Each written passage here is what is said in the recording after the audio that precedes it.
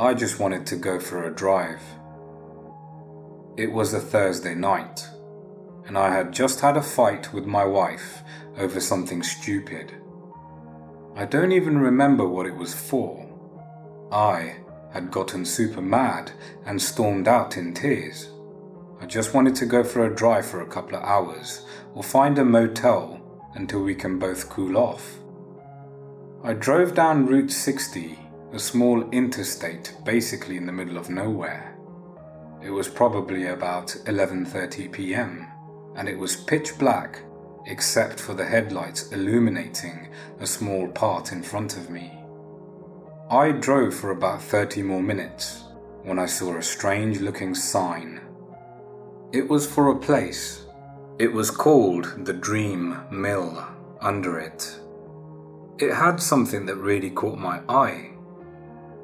It said, "Eat a dream pastries and stay a long time, longer even." I read this and thought to myself, that's strange. But then I realized how hungry I really was, like there was a huge hole in my stomach. I realized how strange this was. I had never seen this before. I thought to myself that I don't travel this route very much, and I probably have not noticed it. I was also really hungry. That was the first mistake. I decided I would park my car near the sign on the side of the road, and I walked down. There was a light coming from the windows and a couple of street lamps. I used a flashlight to illuminate my way down the old gravel path. Before I got to the door, I checked my phone. The time was 12:15, and there was no text from my wife. I decided that if I could get a room that I would stay here. I walked to the front door and decided to knock considering the lights were on.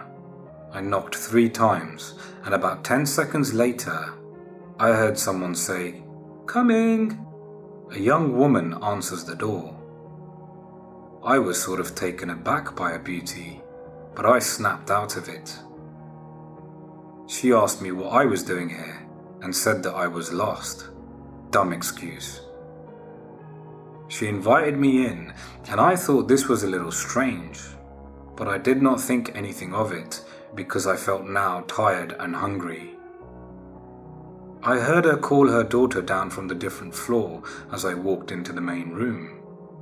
This was a nice and well-lit area, and there was a large table, a kitchen and living room. The girl told me to sit down and she will get me something to eat. How did she know I was hungry?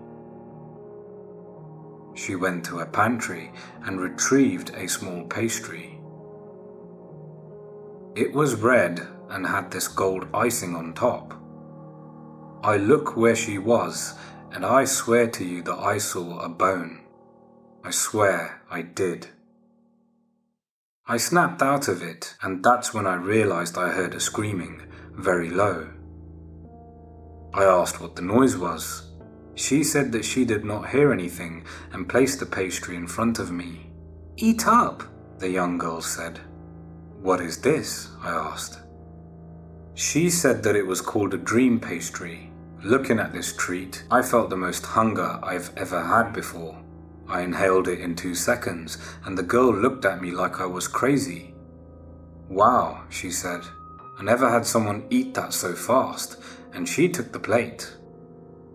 I began to feel very queasy and lightheaded, and I almost faint. The girl senses this and asks, "What is the matter?" I say I'm feeling very strange, and I think I'm almost faint again. I guess she sees this and asks me, "Are you feeling okay?" in a concerned voice. I kept slipping in and out of consciousness, and I swear I saw the girl smiling. I'm pretty sure she dragged me to a bedroom and laid me down. The last thing I remember was the girl saying everything would be okay, and then I fell unconscious. I woke up after I don't know how many hours, or what felt like hours. I did not have anything on me. No phone, no wallet, and no keys. The place also looked more dilapidated than it was when I came in. I guess I must have imagined that this place was beautiful. I don't hear the screaming anymore, but I heard something else. Talking right behind me. I turn around to see 3 men who are not paying attention to me at all. One man was very large and muscular and had a bunch of scars on him. I also remember him being very ugly. The other man was a little bit shorter, but he was still a muscular and stout man, but not as muscular as the big man. This man also had large armor on and had a big sword and shield. The last man was a scrawny, rough-looking man who looked as if I could punch him and he would die. He had a dagger and a small package with him. He also had a strange aura to him, one that was depressing and sad, like he wanted happiness but could not get it. They were talking about something as I walked up to them. They still paid no mind to me. Could they see me? I thought to myself. I tried to talk to them, but they carried on like normal. Then I tried to pat the big man on the shoulder, and something strange happened. He acted surprised and somewhat frightened. He looked in all directions before the short man said, "Is it the ghost?" in a stern but calming and leading voice. The big man, in an Australian-like accent, said, "No, I don't see it anywhere," before the small man went pale and said, "It's probably just your imagination," in a low, worrisome voice, like he had something to hide. They both agreed with the small man. I noticed that they seemed to be wearing medieval-style clothing with swords and shields. Maybe this was a dream, I thought to myself, and then something caught my ear. "Let's go upstairs," the big man said, and the small man and the short man agreed. They also talked about things like little kids, strange conversations, and other weird things from the big man. One thing that was really disturbing is how the big man said that the other 2 men were knocked out by the so-called dream pastries. It hit me like a truck. I ate one, and now I'm stuck in this hell because of the dream pastries, or something along the lines. I have to get out of here, but how? The 3 men had exited to the stairs, and I decided whatever was up there, it could not hurt me, because I'm invisible or something. I decided going with them was my best bet for getting out of here. What a mistake. What I saw upstairs and what happened with the battle that ensued was more than I could handle. I should have stayed back. I slowly followed the men upstairs. I think they were trying to be discreet, but every floorboard creaked under their footsteps.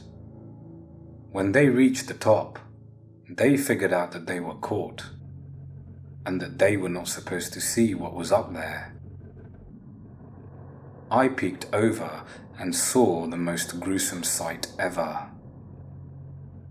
There were 2 horribly disfigured women in clothes that were made out of flesh and blood grinding away at this large crusher. There was blood all around them and piles of bones everywhere. When they saw the 3 men, they shouted the gut-wrenching scream in which I almost could not handle it anymore. I saw the woman who gave me the treat come rushing up the stairs as her skin begins to twitch and contort into this vile husk of a woman. I now realized that I smelled rotting flesh. I'm pretty sure that they use children's souls or bones to make fricking dessert, and that's why there was the screaming. Oh crap, I thought to myself. She makes direct eye contact with me and smiles. She whispers in a harsh, slow, crackling voice. "Let's give you a show," as she screams at the three men. I see the short man draw his sword and charge the two above.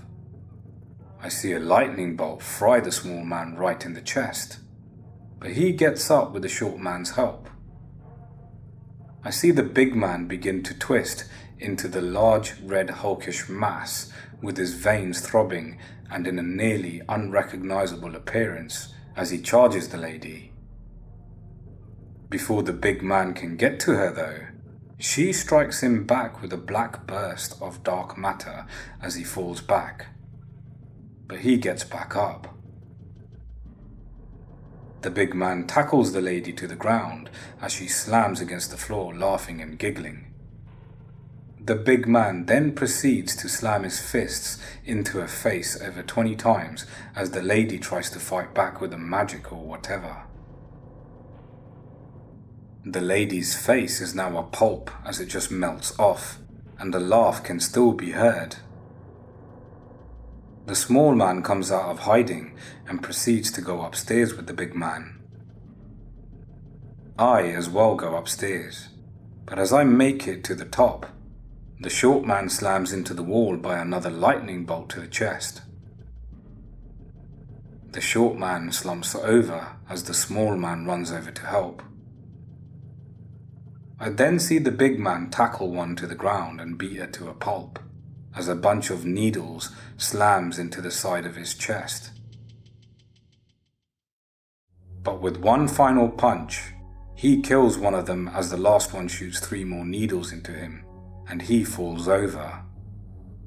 The last one then focuses her attention on me. She yells my name and charges forward, and I'm thinking that the small man is behind me, but he is not. I yell and dive behind a barrel, as she yells and her body melts away, and it falls on the floor. I looked as the small man was coming out of hiding. He looks me dead in the eyes and says, "I guess I gotta go," in a low voice, and he literally phases through the wall, leaving the other 2 men dead. Now, all alone, and scared out of my life, I had to think of something to do. I slumped down on a barrel and I began to silently cry. Suddenly, I heard a loud booming voice say, "Wake up," as large white cracks begin to form in the walls.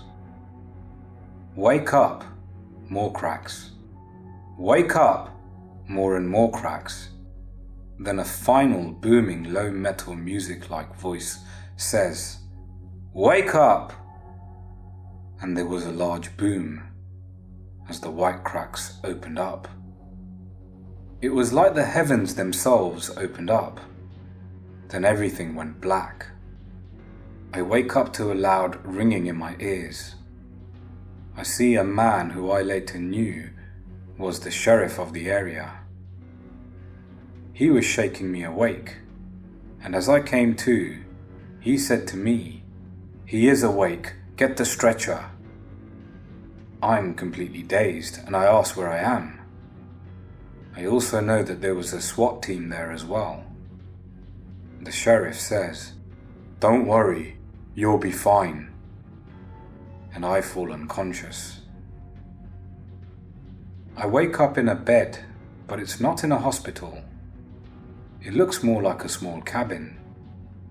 There was a window, and I looked out to see there was a view of the town. I knew where I was, but I did not know what cabin it was. Welcome to small town living, you know where most things are. A man says, "You're awake," and it startles me. The man was the sheriff. He told me that I was asleep for 2 days and that I was missing for 2 days. 2 days. "Son," he said, "what did you see?" I described everything to him. The sheriff said that he knew what happened. I was drugged into a dream, I guess. But who did I meet in the windmill, I asked. The sheriff told me that everything you saw must have been your imagination, because the windmill had been abandoned. The sheriff showed me a picture that was taken a week before I went missing. He also said that they found 5 skeletons, and that they found broken stairs and holes in the wall. What happened to me? The sheriff then told me that I was going to see some strange things around here, and I suggest you leave the town. He told me that the windmill was going to be demolished because of liability and other legal stuff. I didn't know what to do. I decided that I would leave. I told my wife that I'm sorry and packed some personal belongings and clothes, and that I got into my car and left. But I suddenly got this strange idea in my head to go back to the windmill, like a low voice telling me to go back one more time. I went down Route 60 to the area where the windmill was, but there was no gravel road or windmill. There was just a man standing where the sign would be. I recognized it to be the small man. He was pale and had black eyes, and I could see by the headlights that he was smiling, or better yet, smirking.